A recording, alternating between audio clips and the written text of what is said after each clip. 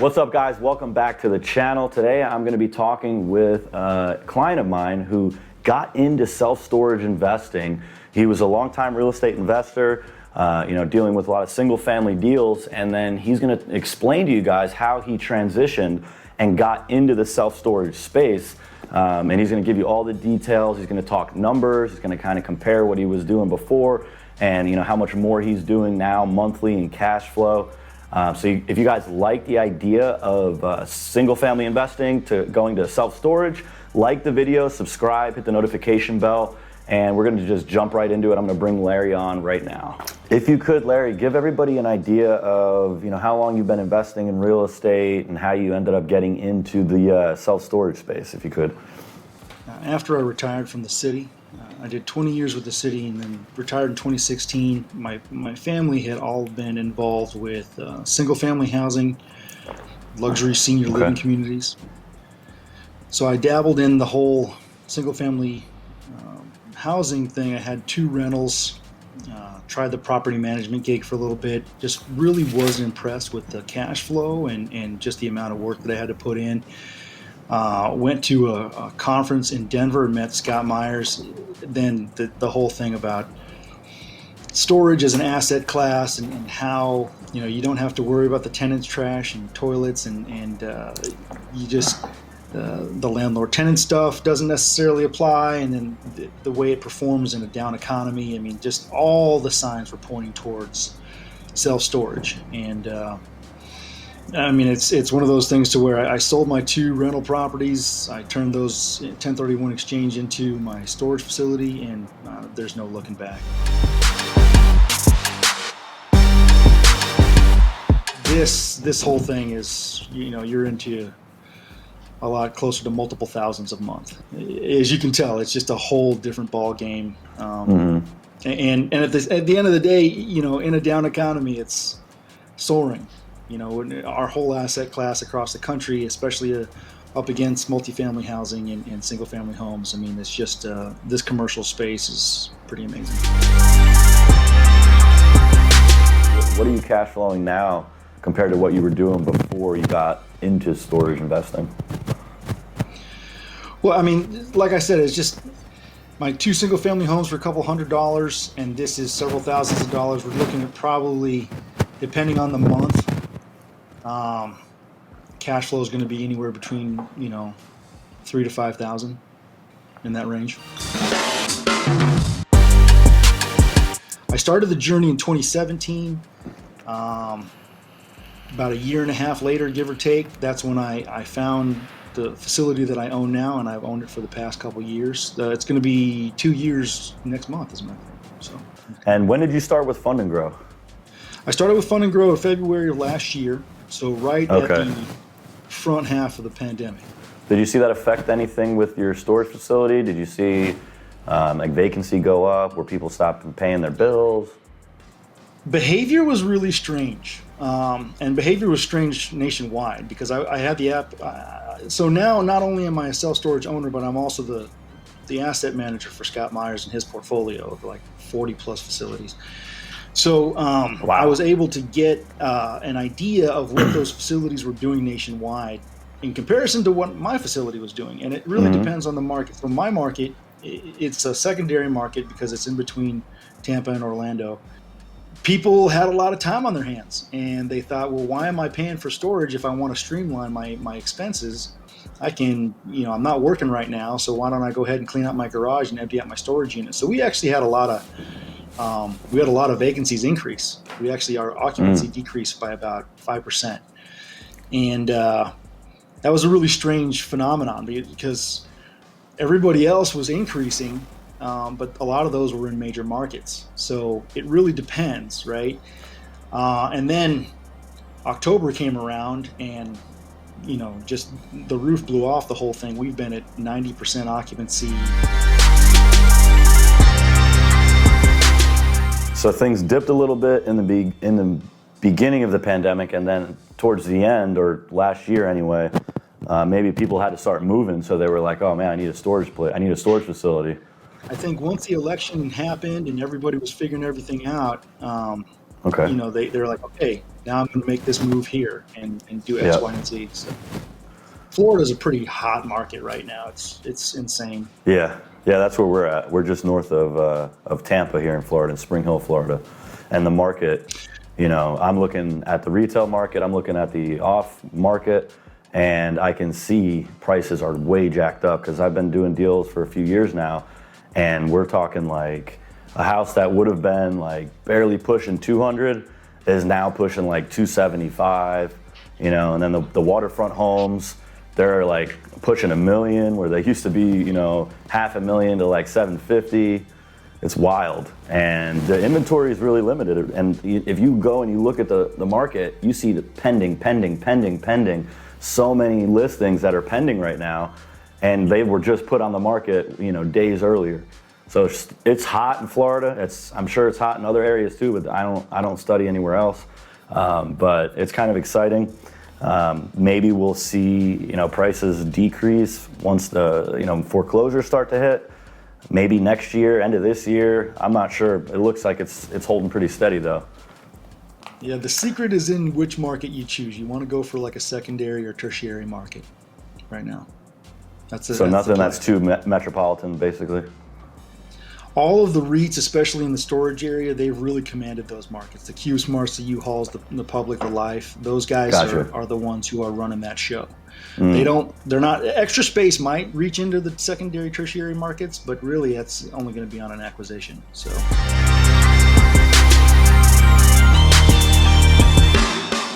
So you went through the Fund and Grow program, and how much credit were you able to receive? Was it all business credit? It's all business credit. I was able to get $97,000. Nice, and that was right in the beginning of the pandemic. So we applied right around February, March for you last year to 2020. Yeah, the first round didn't quite get that entire thing. That was just recently in the second round that I was able to get the entire 97 Gs. But the first round I want to say was 47,000. I forget. It was in the 40s. Okay. Right. Nice. That's pretty good. Right in the beginning of the pandemic, things were starting to tighten up on the lending side. But since all that's kind of calmed down, we're seeing some really good results right now, high approvals. But even to get 40,000 back then, that was pretty solid. Just for the record, the accounts that we got you, they do not show up on your personal credit report, right? Correct. Yeah, I just refied my house to an amazingly low rate, and none of that stuff showed up on my credit report. Now the inquiries were there just for this last round, but I'm actually working on getting those removed as well. But my credit score actually has gone up by about 100 points since I started this entire process. So wait a second. Obviously not a huge. So what's your credit score now? Right now it's like 820 or something like that. Wow. So you were in like the low to mid sevens when you started with Fund and Grow? Yeah, which is fine, right? It's not too bad.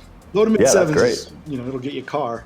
But I've just been working on, making payments and just being really sound on my decisions. And so it's showing. What do you think caused your score to increase like that, 100 points? I mean, that's pretty amazing. What do you think is the main contributor to that? Well, a couple things. I made some right moves. I ended up hooking up with my refi guy and talking credit and with him, paying everything down, being consistent with my payments. And then when it was kind of a strange, I bought a motorcycle. I treated myself to a motorcycle after the success that I was having with my self-storage business. Financed that, and because of, I'm ahead on all the I'm on time and I'm ahead of all the payments, so my score just kept creeping up little by little over the year. We just recently refied. He ran the reports. He's like, even despite these inquiries, you're huge through the roof. Very cool. So now let me go back a little bit and ask you a more pointed question. So your score went up 100 points. Now, before you got access to business credit, you were using your personal credit. Were you using it for your business at all, putting some expenses on there, and then you would see it fluctuate, your score would go down, you'd pay it off, your score would go up?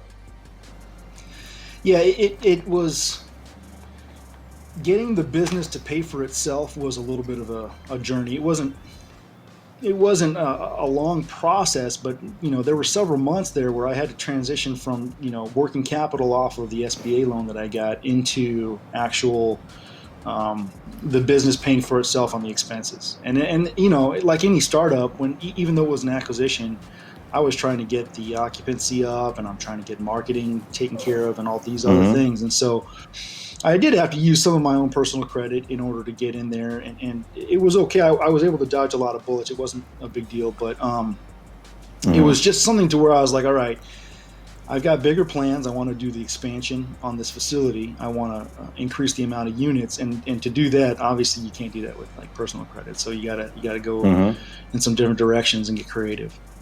Right. Yeah, and I've heard that from a lot of clients, even myself personally. Having access to business credit, you tend to just use the business credit more, and you keep your personal credit in much better shape. Your scores aren't fluctuating because the debt that you're spending on the business credit doesn't show up. So, it's usually a really attractive thing. And then also when you go and do a refi like you did, we have a lot of like landlord buy and hold investors, and they told me, point blank, that when they started using business credit, when they went and did the refinance, just like you said, it was much better, much smoother. They didn't see any debt on the personal credit report because it's all separate like it should be. So that's why I was curious about that 100-point jump, but that's awesome. I'm really happy to hear that, because that's what I tell people all the time on webinars, and that's how we train our team to explain to people that even though you're going to get an inquiry on your report from us applying for the credit, once you've got 50,000, 90,000 like you have, that doesn't show up, your personal scores are going to slowly start to increase, and you're just going to get more pre-approval offers. You'll get better rates on refis or mortgages or auto loans. So, that's all. That was what I was getting at there. Yeah, it was interesting. I didn't actually think that I wasn't doing this so I could get a better credit score, but man, I mean, the entire process, this isn't something that I necessarily had on the purpose why I was going after the credit, but that little fringe benefit was definitely a big deal. Right. My rate right now on my residence is like 2.75, so I'm pretty happy about that. And the thing is I was a super skeptic. I'll be totally honest with you. I was a pretty significant skeptic of the entire process. Luckily, obviously you guys had connected with Scott Myers and partnered with him, and he obviously wouldn't put his name behind anything that wasn't legitimate. So I decided to take the risk. At the time, it was a bigger risk because I just didn't have a lot of knowledge, but it's turned out pretty good. A lot of my skepticism has gone away. It's pretty impressive. How was it like getting started with Fund and Grow, going through the onboarding process to actually getting the funding? How was that process? Did you feel like you were having to do a lot of the work, or just kind of give me some feedback on that if you could? Yeah, I don't remember a lot of the finer point details, which is indicative of how easy it was. I mean, basically, I was working with a guy named Brandon Kroon, and he made it pretty easy. He made it pretty easy to answer all my questions. He's very communicative. If I had a question, he was responsive right away. Good. Finer detail stuff, and he ended up having all the answers that I needed. And at the end of the day, too, the process was a little surprising. He would come back and be like, "Okay, yeah, I got you this credit," and I was like, "Whoa, that's pretty crazy. You got some pretty significant tens of thousands of dollars of credit." And it's like, I talked to you last week, and then here we go, and it's just so crazy. So that was pretty surprising. It was a lot of fun because I was able to turn that right around and then pour it right back into my business. I ended up buying a 16 camera 4K security system after we had a break-in, and that was all through the credit, 0% interest. And I was like, well, that's obvious, and it was no stress. I was able to take care of it. It was good. And do you recall what your limits were roughly, like when we first applied? Because it sounds like Brandon went back and was able to get you increases, and that's what he was probably updating you about. Because initially, a lot of times they come in really low. Sometimes they'll even deny people who are creditworthy. But then once it's reviewed by a human being that can make a decision at the bank, then they look at your credit and they're like, "Oh wow, this person actually has good credit. Let's overturn that denial, or let's increase that small limit of $5,000 to $20,000 or whatever." So I was just curious if you experienced that. That's absolutely what I experienced. I don't know, is it kosher to talk about specific card names? I don't know if you're. Yeah, yeah. If you want to talk about the banks So and all that. yeah, with American Express, that was their deal. They initially were like, we'll dip our toe in the water with this guy, and then after I was paying off my stuff so quickly, they're like, oh yeah, double and triple his stuff, so you're good. Chase Bank was the same. Chase Bank started me out with like a kind of an introductory limit, and then after history in the second round, they're like, oh yeah, this guy's good to go. Go ahead and hook him up with maybe double the amount of stuff that I had. So it was pretty impressive. I was really surprised by how this is an area that I'm not familiar with, right? I don't necessarily know a lot about having conversations about 0% business credit with these companies, and so to have an advocate like you guys to come in and just get these numbers for me, I was like, all right, great, this is fantastic. So to have a break in and then to say, hey, next month we're putting in a 4K security system, that puts your customers at ease. That makes them want to retain and stay. So you said you've gone through 2 rounds. So after the first round, what was it like with the inquiry removal process? Just because that's a question we have oftentimes. So if you could just give some feedback to people that are watching about how that went. Did you work on the inquiries yourself? Did you have Kadem do it? Or did you just not even do it at all and we just applied 6 months later? Yeah, after the first round, the inquiries were not significant enough to really affect my score, and I was still my personal credit score was going up pretty significantly still. So I actually did not take advantage of removing the inquiries. So this second round that just happened, and again, I really don't need to remove the inquiries because obviously my credit score is doing really, really well on the personal side. So Exactly. One of your representatives, Catherine, hit me up and was like, hey, do you want to take advantage of Kadem? They can take care of this for you as far as removing the inquiries from your personal credit score. And I said, well, how much does that cost? It's very affordable. So I was like, yeah, sure, let's go ahead and utilize that because my business was able to pay for it. So Right. and in relation to how much credit I was able to obtain, in relation to how much the cost is for them to remove that, it was like Right. nothing. So I was like, yeah, sure, go ahead and have them sign up. That sounds great. So we're going to have a consultation with Kadem here in the next week or two.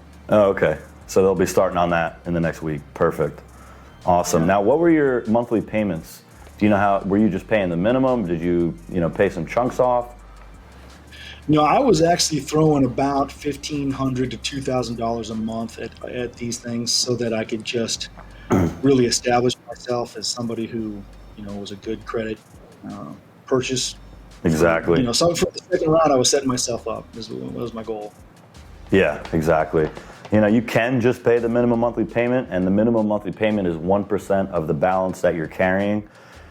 That's not exactly the best way to go about it because you want to look like what you were just saying. You want to look like you can handle the credit, you can handle more credit, and the best way to showcase that is to make some big payments. That way, when we go and apply for the next round of funding, they're going to see that payment history because they're definitely going to notice that. They're going to look at all that stuff, and then if they see those aggressive pay downs, they're just going to look at you like you're even more credit worthy. So then on the next round, you'll get even more funding. So that's perfect. Exactly. That's good that you were doing that. All right, cool. So I think we pretty much covered everything. If you want to share anything with the viewers about the Fund and Grow program, or if you have anything to say to any people that are like on the fence or thinking about it, feel free. I think I'll just close real quick with I have some other investor buddies of mine who were looking down the barrel of the same kind of method, and they ended up going with some companies, and it didn't work out really well for them at the end of the day. So you guys' the guarantee was a really big deal. The partnership with Scott Myers was a really big deal. You guys had a lot of great reviews and history, and it's not like you were like a fly-by-night situation. So that was just enough for me to take the risk with you guys because I was very skeptical. I'll be totally honest with you. And it's so funny, fast forward about a year, and it's been a little bit less than a year since I started with you guys. And, Literally everything you guys have said was going to happen happened. So, I was a doubter, and I've been proven wrong, and it was fantastic. So it's been a great situation, and I'm in a really, really good position with my business. It's been a very, very great tool for me to use. That's awesome. Well, I love hearing that, because that's exactly how we try to operate. That's how we train our team. We want to set the right expectations up front. We want to, under promise and over deliver. And, the fact that we have the 60-day refund period, and we have so many partnerships with, really well-known educators out there like Scott, and we have, 2,400 positive reviews, that usually helps people get over the skepticism. Because we're just all about doing good business and just taking care of people. We want people to be happy with us, and that's pretty much the easiest way that you can grow your business or scale a business, especially one like us where we're online, we're nationwide. The reputation is important, and that's why we're able to make these types of relationships happen with the educators like Scott, and we're able to keep a 4.9 average rating on all of our reviews out of 2,400 of them. That I would hope shows people, that we really do care and we have integrity and all that good stuff. And Right. we really pride ourselves on that. Anytime there's an issue, if anyone has a complaint of any kind, we are always so quick to resolve it, make sure the client's extremely happy at the end of the phone call. And that goes a long way. I've seen it go a long way. It's allowed us to create those relationships with people who don't want to put their neck on the line. They don't want to, risk their reputation. And especially in the credit world that we're in, there's a lot of other companies out there that, they're kind of shady the way they operate. They set the expectation really high, and then on the back end, it's nothing like, what you saw in the sales pitch or the webinar. But we try to do the opposite. We just try to be very clear and upfront with people, and just do good business. One last question just to close. Do you know how long the zero interest was, like on average, between the accounts? So one was 12 months. One was, let's see, it was going to be like 8 months. Amex was 12 months, and then Chase was 12 months. And then what happened is I talked to Brandon and I said, hey, what happens when the 0% interest goes away? He goes, well, in the second round, what we're going to do is try to extend that. And I was a little skeptical about that, and it happened again. So I have zero interest again for another year on each of the cards that I have. So that's awesome. Thank you so much for doing this today, Larry. I know we tried recording before, we had some audio issues, so I really am grateful that you were willing to do this again. Guys, if you like the video, like it, subscribe, hit the notification bell if you haven't already, and we'll be continuing to put out more interviews like this, great free content. But again, thank you, Larry. I really appreciate you coming back on. Appreciate the opportunity. Thank you. Yep, thank you. Have a good day, everybody.